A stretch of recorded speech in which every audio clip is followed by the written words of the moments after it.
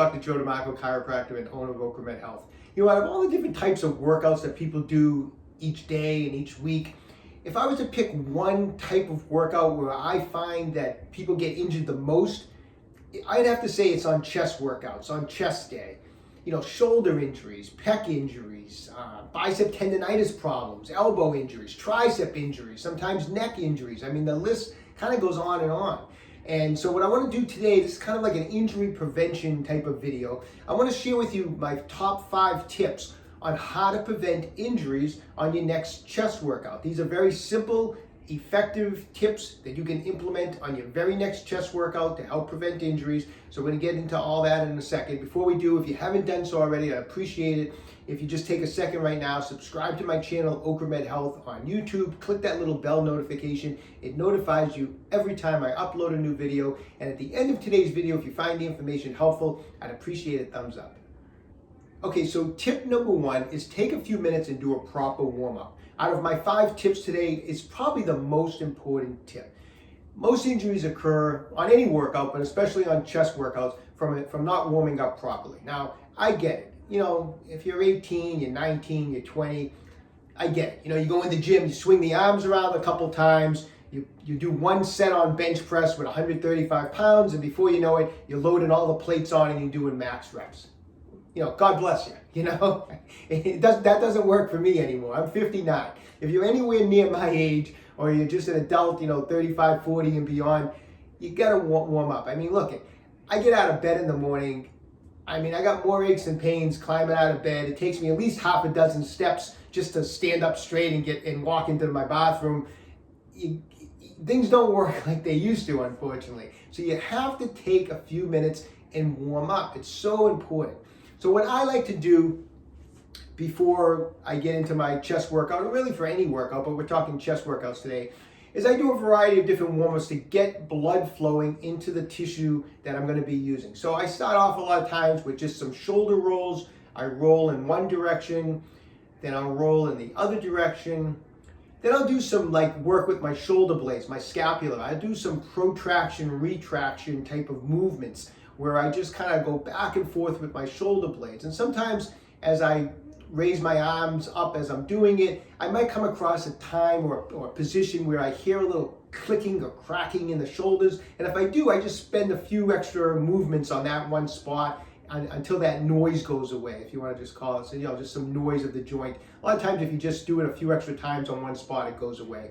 And I go through those protraction, retraction movements. Then I try to do some movements where I stretch out my neck, just some normal ranges of motion, side to side, rotation, up and down. I do some half circles, just some motions just to loosen up the neck and get some blood flowing. Then when I get done with that, I like to just perform some light stretches on my shoulders, on my pec muscles, to just get some blood flowing in there. Now I know sometimes people will say, I've seen videos where people say, oh, you know, you shouldn't stretch before you work out. You know, such and such research study, you know, from some lab in Norway showed that stretching before you work out decreases your strength, you know, 20%. I don't know, whatever. Who cares, right? I mean, unless you're a power lifter, and I get it, unless you're a competitive power lifter and you know, you cannot afford to have any loss of strength during your workout, do your thing. You know, don't listen to what I'm saying right now. However, for the rest of the 99% of us, take the time to do what I'm saying, to stretch out, to do the warm-up, because who cares if those research studies are even true? So I don't care. So I'm going to be 20% weaker today or 14% weaker. Who cares? I mean, I'd rather get through my workout without being injured. And if I have to do chest press with 60-pound dumbbells instead of 65-pound dumbbells because I stretched out first, I don't care. You know, I want to get a good workout in, a good pump in, and I'm going to make sure I don't get injured. So I'm going to stretch out. So I like to go through different stretches to you know, loosen everything up, get some blood flowing. I find it super important, and it's probably, like I said, taking the few minutes to go through some ranges of motion and to do a little stretching is probably the top tip for preventing injuries. Okay, so tip number 2 is performing warm-up sets.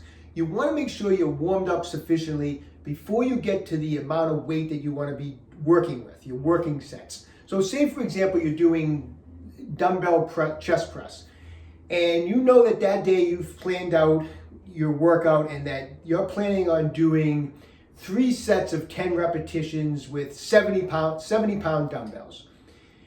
My whole purpose of doing warm-up sets is to make sure that, one, I have blood flowing through the muscles so that they're warmed up, but also to make sure on that particular day, my shoulders and chest are moving fluidly.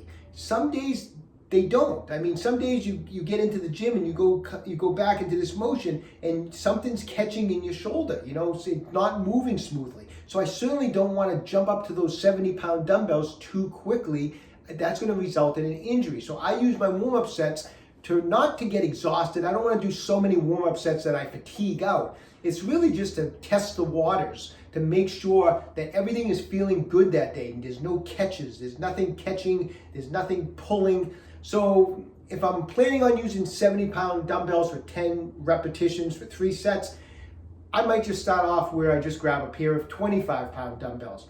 Does it feel okay? I'm not going to do a million repetitions, just 6, 7, 8, 9 repetitions. Just go through the motion. Does everything feel good? It does? Great. Now maybe I'll do another warm-up set with 45-pound dumbbells. Once again, just testing the waters to make sure everything feels good. It's just doing a few reps. I'm not trying to get tired on those warm-up sets. I'm really just making sure that everything feels good. And then maybe I'll do one final warm-up set. Maybe I'll jump up a little bit more to whatever, 55 pounds or whatever, and just do a couple reps. Make sure no restriction, no pulling, no tugging, nothing's hurting. And if everything feels good, so maybe I'll do 3 warm-up sets. Like I said, I'm not repping out for fatigue. I'm just going through the motion. And if all 3 of those warm-up sets feel really good, I have a lot of blood flow now, then I will jump into my 70-pound dumbbells for my 3 sets of 10 repetitions. Now, if, for example, you get to your second warm-up set and you can just tell something is pulling, something is catching, what I'll do a lot of times is just take a second, take like a massage tool, take a massage ball, and just dig through the tissue for a few seconds, 30 seconds, and see if you can just get some extra blood flow, see if you can break up a little bit of whatever restriction you might have in there, and then repeat that warm-up set. You want to make sure that any tugging, any restriction is not there, and if it doesn't go away, if you can't get through your warm-up sets without restriction, you do not want to move on to the heaviest sets, the working sets. You will get injured, and that's why it's so important to make sure you're feeling good through the warm-ups before you get to the main sets. So if there's days sometimes where I get to that second or third warm-up set and it does not feel good, I can feel something pulling, I can feel something tugging, I've done some soft tissue work to try to loosen it up and it still doesn't feel good, I may be skipping flat dumbbell presses that day. Maybe when I move on to inclines, it feels awesome. Maybe the incline motion, sometimes an incline motion might feel awesome, but for some reason a flat motion does not. You might have to skip that for the day. It's better to skip one exercise. You'll still get a chest workout in, and you can still get an awesome chest workout in. Maybe you may have to just skip that one exercise, and it's worth it if you're going to prevent injury that's going to keep you out of the gym for 4 weeks, okay? So anyways, proper warm-up sets are super important. Make sure before that first chest exercise of the day, make sure you're warmed up, make sure your range of motion is comfortable and full range of motion, everything feels good before you move on to your working sets of presses. Tip number 3, keep your reps for all of your chest work in kind of a moderate range. Now, once again, if you are a competitive power lifter, I'm not talking to you. I'm just talking to just a general population, adults, primarily adults, 35, 40 and beyond. We're trying to get fit, we're trying to get strong, we're trying to be healthy, but we don't want to be injured.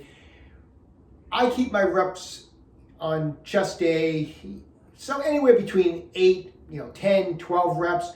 Maybe if I'm pushing it a little bit one day, it's a heavier day, I might use a weight where I drop reps down to maybe in the 6 repetition range.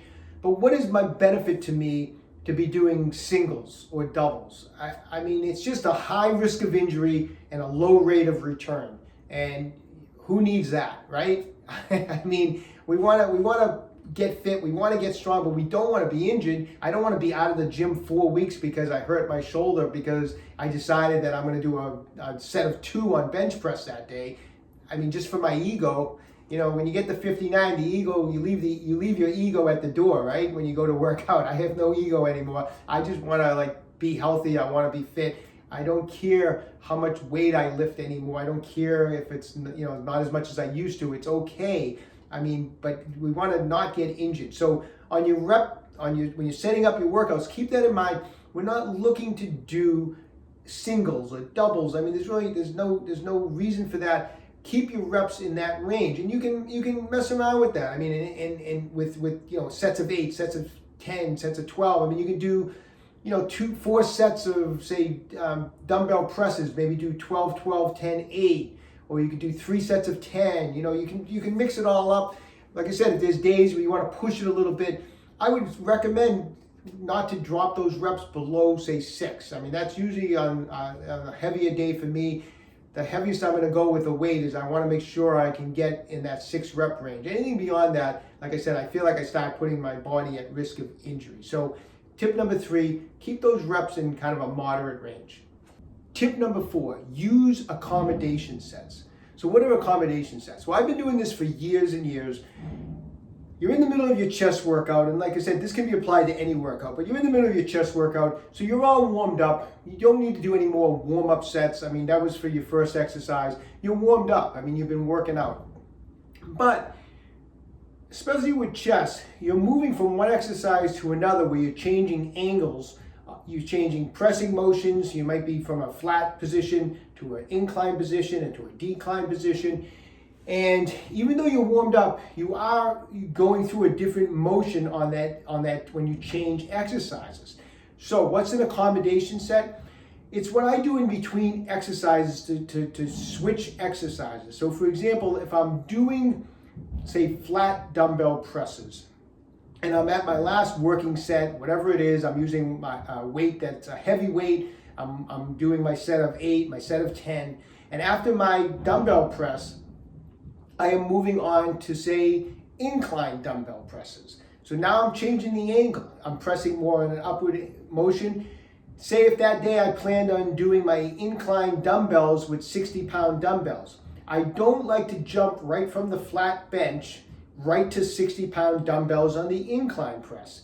I want to do an accommodation set. I want to make sure things feel okay once again. And so what I might do is just grab a light set of dumbbells, whatever, you know, it's all based on your strength, whatever, just grab a light set of dumbbells and just do a few reps through an incline range of motion and make sure that that incline feels good. It feels comfortable, it feels fluid, and there's no problems doing it. And I'll just do that one accommodation set, like I said, like kind of a middle type of a weight, just for a few reps, make sure the motion feels good. I'm already warmed up. If that accommodation set feels good, then I can just jump into the amount of weight that I planned on using that day for my working sets. Okay, the 5th and final tip. Now bear with me on this one. During your chest workouts, stick more to chest presses and less to chest flies. All right, let me explain, because I know a lot of people love to do flies, you know, with dumbbells and that type of thing, or they like to get on those machines where they're doing fly motions on those type of machines. All right, here's the rationale and here's the reason for that.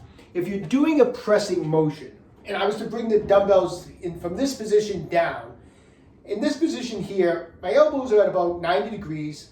My chest at this point, as I lower it down, I feel the stretch through my pec. And at that point, as I feel that stretch, I'm going to press up, and I'm focusing really all the stress through my chest muscles. And this is a very strong position, okay? A fly motion, and I'm going to just take you from this position. A fly motion, you're opening up your elbows, you're in this position. In this position, is my shoulders and chest in any different angle than in this position? It's exactly the same. The only thing that has changed is my elbow angle. So it's actually, by opening up my elbows, I've created a weaker position. So as you know from doing flies and presses, you can't use as much weight on a fly. Why is that? It's not because your chest can't handle it. It's because by opening up the angle, you are now placing a tremendous amount of stress on all these like smaller muscle groups, your biceps, your coracobrachialis, muscle groups that I'm not even trying to work that day. I'm trying to do a chest workout. And by doing a fly, I'm not able to use as much weight, which I'm taking away the work from my chest, and I'm putting it on all these smaller muscle groups. Because as you saw, from here to here, nothing in my chest has changed. All I'm doing is opening up my elbow angle, putting me in a weaker position and in a position that can possibly cause injuries to all these smaller muscle groups. Now, I get why people love to do flies. I mean, we see our favorite bodybuilders doing flies. I mean, who can forget Arnold Schwarzenegger in Pump and Iron doing those crazy heavy flies on dumbbell flies during that in Pump and Iron, right? It was amazing. He's doing these heavy dumbbell flies. After you do dumbbell flies, you have this tremendous pump, right? You feel awesome. But the reason the pump feels so awesome after dumbbell flies or any type of fly motion is because it's a pump that you've just pumped up your biceps and all these smaller muscles through your shoulders. So it's a tremendous pump because you've just pumped up all these other muscles, but you didn't do anything more for your chest to help your chest work. So yeah, I get it. I understand why people feel great after doing flies because of that added pump. I get it why people see other athletes doing flies. But from a practical standpoint, as far as working your chest, it doesn't do anything extra for your chest. It actually takes away because you can't use as much weight. And the potential for injury goes through the roof when you do a fly motion. Your potential for injuring some of these smaller muscle groups, your biceps, your coracobrachialis, goes through the roof. It's not worth it. There's no extra benefit from a standpoint of your chest. So tip number 5, stick to pressing motions. Avoid any type of fly motion, whether it's a machine or dumbbells or whatever. All right, I hope you enjoyed today's video. I hope you found the information helpful. Try to implement those 5 tips on your next chest workout. I mean, the name of the game is staying healthy. We don't want to be injured. Being injured is the worst thing in the world, right? You can't work out properly. Maybe you have to miss a workout. It's the worst. So the extra few minutes it might take to do a few of those different things, it's well worth the time to stay healthy, to always keep training hard. So anyways, best of luck to everyone. Stay young, train hard. Hey, if you haven't done so already, take a moment right now, visit my website, www.OcraMedHealth.com. I have a full line of fast release products. Everything is in stock, ready to ship out. If you haven't done so already, subscribe to my channel, OcraMed Health on YouTube. Questions about exercise or injuries, just leave a comment in the comment section down below. I do the best I can to get back to everybody. And don't forget, OcraMed Health is here to keep you fit forever.